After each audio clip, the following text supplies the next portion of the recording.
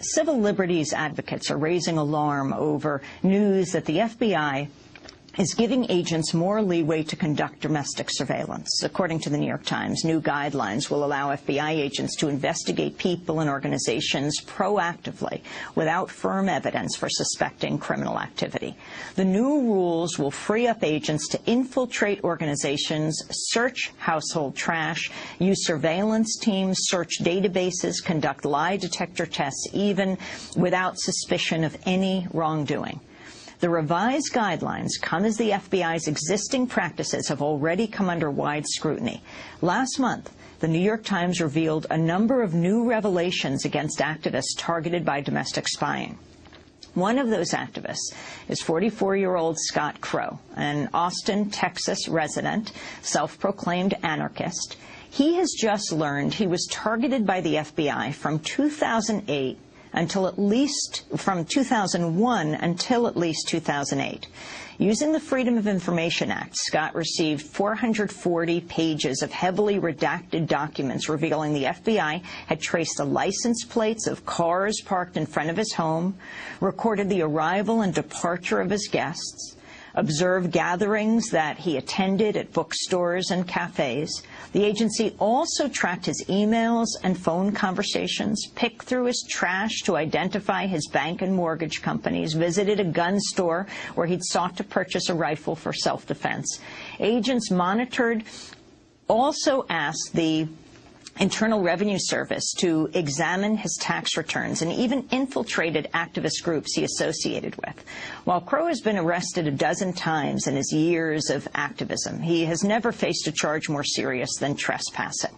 He's among a growing number of people and groups finding themselves on the receiving end of government spying. Well, Scott Crow joins us now from Austin, Texas, to tell his story. And we're also joined from Washington, D.C. by Mike German, National Security Policy Counsel for the American Civil Liberties Union.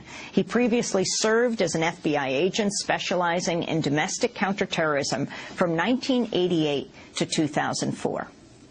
Mike German, we want to start with you on the most recent news of the new leeway granted to FBI agents, of which you were one years ago, to monitor people, not under any criminal charges or even suspicion. Explain what you understand is happening right now. Right. You might remember that in 2008, Attorney General Michael Mukasey altered the Attorney General guidelines that govern the FBI's investigative authorities, and he created a new category of investigations called assessments. And these required no factual predicate. In other words, no evidence that anybody had done anything wrong, much less the person who's under investigation. And there were a number of intrusive investigative techniques that were allowed to be used, including physical surveillance, including recruiting and tasking informants, including FBI agents acting in ruse, trying to gather information from the subjects of the investigation, conducting interviews, even using grand jury subpoenas to get telephone records.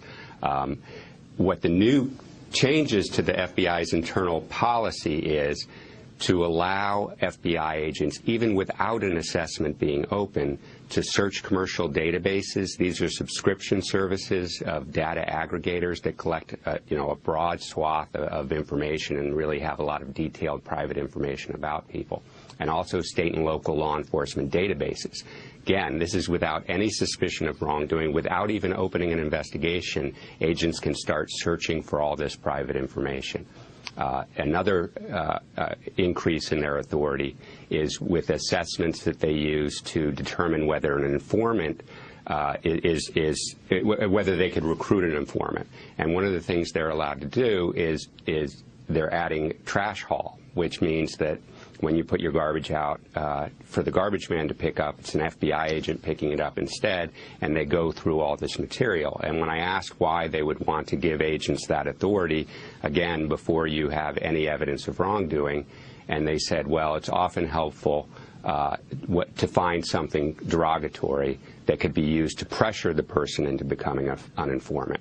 So, this is a technique being used specifically to coerce somebody to cooperate against their neighbors or coworkers. The FBI declined our interview request today, but did send us a statement about the new guidelines, quoting FBI General Counsel Valerie Caproni, saying, quote, "Each proposed change has been carefully looked at and considered against the backdrop of the tools our employees need to accomplish their mission, the possible risks associated with use of those tools, and the controls that are in place. Overall, this is fine-tuning, not any major change. The FBI's authority to use specific investigative tools is determined through the U.S. Constitution, U.S. statutes, executive orders, and the Attorney General's guidelines for domestic FBI operations.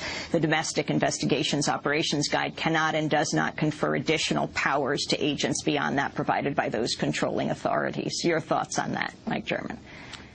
Well, again, the 2008 Attorney General guidelines so loosened the standards for FBI investigations that they're basically non-existent. No factual predicate is required. So the idea that agents would be able to start those investigations without even going through the administrative hurdle of opening an assessment, I think, is an expansion of power that is completely unaccountable. I want to go to Scott Crow to hear a real-life story. Scott, talk about when you first applied under the Freedom of Information Act to get information about whether the FBI was monitoring you. Well, it was a local organization called the Austin People's Legal Collective. It all came out after Brandon Darby came out as an informant in 2008. Austin People's Legal Collective decided to put together a FOIA request for about 30 activists, about 40 organizations, and about 10 events going back to the year 2000 in Austin. We sent it to multiple field offices around the country, and then to see what we'd get back, to try to build a picture of what kind of surveillance has been going on, if there's other infiltration. And in that, about 50% of the documents that came back with nothing. About 30% people came back with a mention, or a group came back with a mention, and then there was two cases. A case with a woman who organized the Showdown in Texas, which was an event in 2003.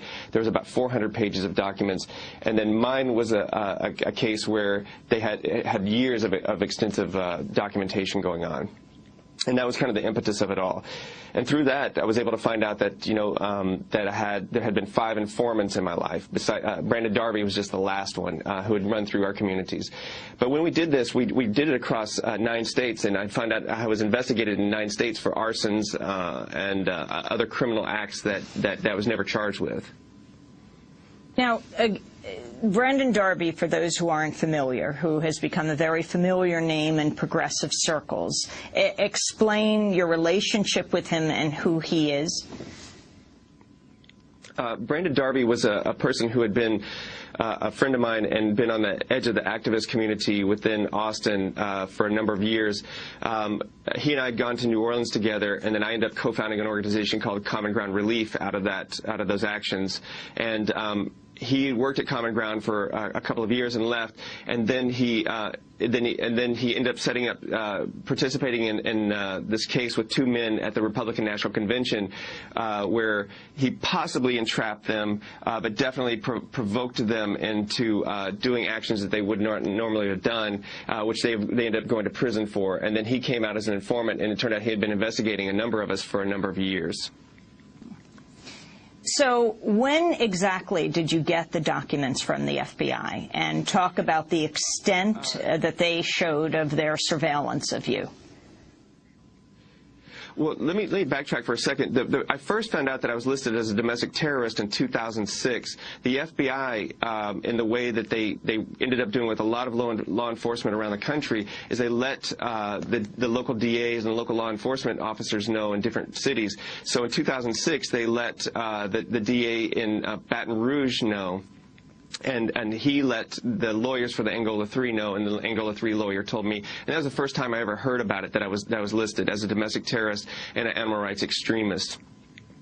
And what it did was it opened up this world of possibilities in this Kafkaesque world where I'm not being formally charged with anything, but all of these things are happening. I mean, I could see people sitting out in front of my house for years. I mean, all different kinds of cars. And I'm not a paranoid person. I live in a very transparent, open glass house, but I could see all these things happening.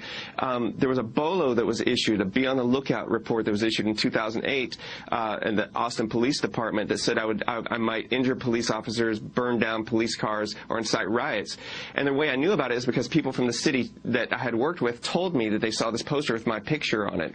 Now, again, I couldn't do anything about this. Well, finally, in 2010, I get these documents that list me as a domestic terrorist since 2001.